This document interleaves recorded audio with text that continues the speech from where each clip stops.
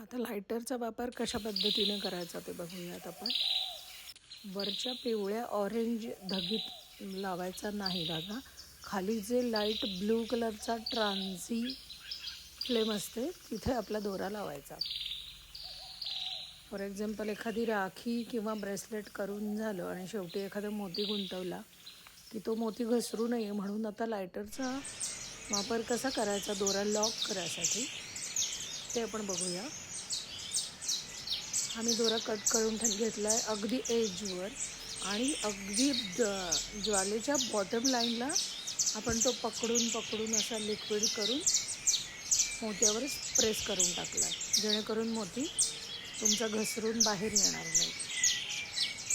दुसरं म्हणजे हा मी आता सिल्कचा जाडा धागा घेतला आहे राख्या बांधण्यासाठी. तर तो खूप बारीक धाग्यांनी बनलेला असतो, त्याच्यातून मोती जात नाही इझिली. तर तेव्हा आपण लायटरनी असं त्याचं कॉर्नरचं टोक जाळून घ्यायचं आहे.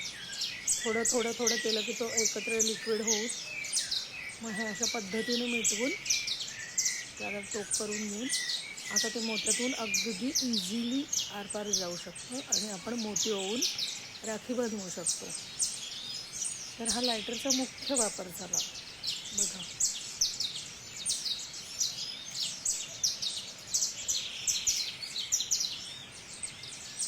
वरच्या अर्ध्या पिवळ्या ऑरेंज भागात दोरा लावायचा नाही, दोरा किंवा धागा.